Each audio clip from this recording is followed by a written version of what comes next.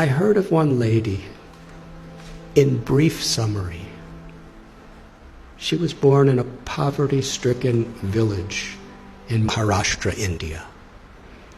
She never really had any education. When she was a little girl and wanted to go to school, her family made her take care of the buffaloes.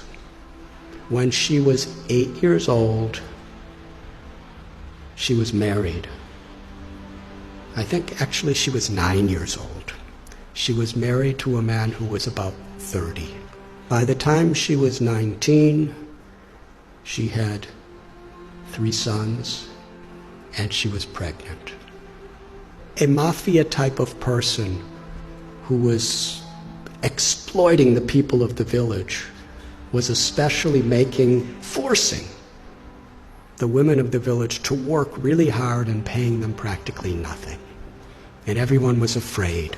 But Sindhutai told the local collector, who was overseeing the police, and that person was stopped from what he was doing. But he was so angry. He went and told Sindhutai's husband a lie. He said, "You are such a fool.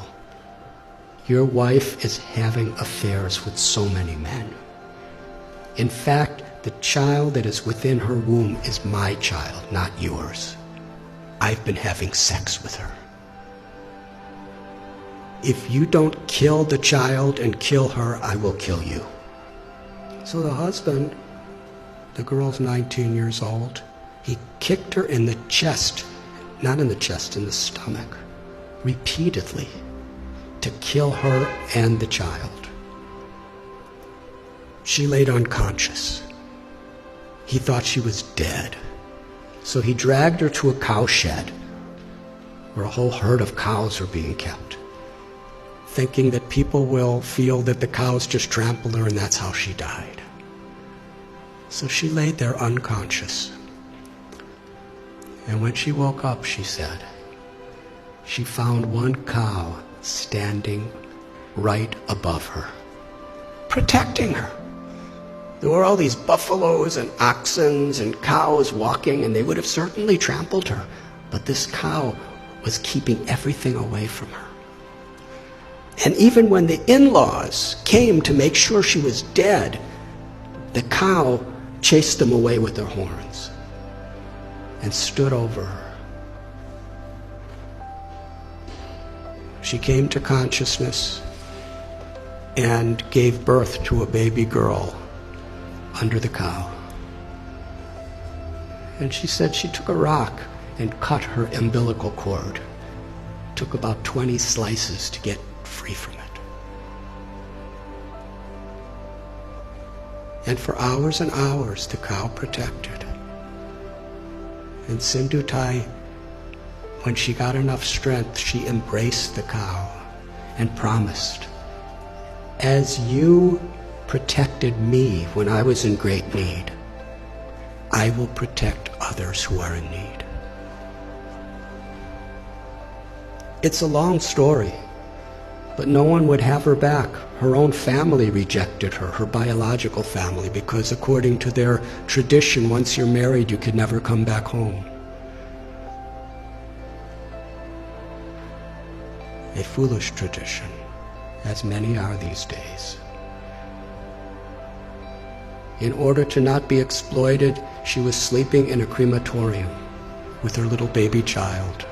And she would collect wheat that people would put around the dead bodies, and she'd mix it with water and cook it on the fires of the dead corpses. It became such a depressing life for her. She decided, I don't want my child to live like this. So she was going to commit suicide. She went to a railway track with her child in her arms and laid waiting for the train to crush them. But as she was laying there, she heard someone crying in anguish. So she got up and she found an old man who was crying out. He was crippled. He was very, very invalid. He was crying for some food and water, so she went and begged and got him food and water. And she was thinking that old man was the voice of God. She called Krishna. She said, was telling me that I had a higher purpose in life than to commit suicide. I have something to do, something to contribute to this world. But then later in the day, she was sitting in a field wondering, what am I going to do? I have nothing. I have no one. How can I help anyone? She was under a tree, and she saw that there was a branch of the tree that a woodsman with an axe had violently cut. The branch was just hanging by a single string. But that branch was giving her and her child shade. So she was thinking, this is the answer. However much I have been beaten down, still I could do something for others. So she started going and finding homeless, abandoned, orphan children. And she became their mother, taking care of them. Somehow or other, she learned how to sing really nice, and she begged with her singing, and she provided for them, and somehow or other kept them safe. And after some time, people saw what a difference she was making to so many people that they built an orphanage for her. Over the years, she said, she's had about 1,500 children, over 1,000 grandchildren. And she's made a tremendous difference in her life. All of her children have a great education. Many are doctors and lawyers and farmers, something she never had. She's won so many awards internationally for her accomplishments. But then she explained what the most meaningful and fulfilling thing she ever did in life. Years and years later, after the president of India gave her awards and governors of states and international awards, this really old man came to her orphanage. He was starving. He was sick. He was homeless. He was asking for shelter. After a few minutes, she recognized this was her ex-husband, the person who tried to murder her maliciously. She said to him, when you left me to die, I was homeless in rags. Now you're homeless in rags, and I have a nice place with so many people. She said the most meaningful thing in her life is she forgave him. And she said, I will give you shelter, but I'm not your wife. I'm your mother. And when people would visit the orphanage, she would introduce him. This is my eldest son, and sometimes he's very naughty. She told a story. It moved me.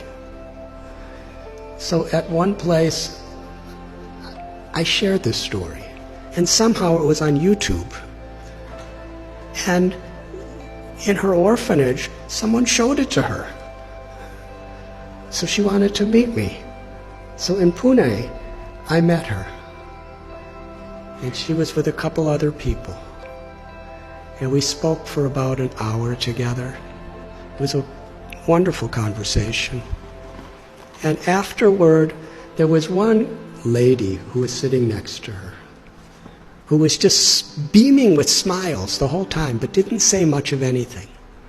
And when I was just about to leave, Sindhutai said, I want to introduce you to this girl. She's the one who was born under the cow.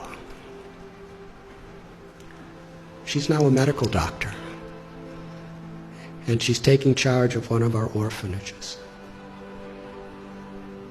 And then she said to me, I consider all of the tragedies in my life to have been gifts to empower me to make a difference to others. She considered it all the grace of God. She said, "My life has been a road with many thorns, but I made friends with those thorns, and my life became beautiful, and I could give beauty to so many other people's lives." That's one little example of influence without affluence. The power of compassion is far greater than anything that money can do. But when money and knowledge and strength and skills are built on the foundation of that compassion,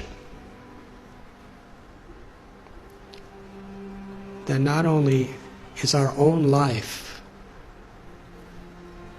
enriched beyond our comprehension, but we could make such a difference.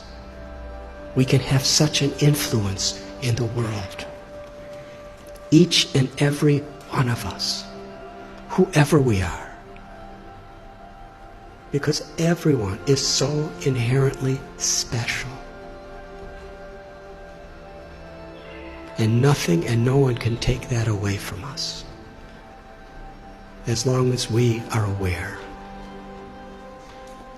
To be an instrument of compassion, an instrument of grace, is the true influence, beyond affluence.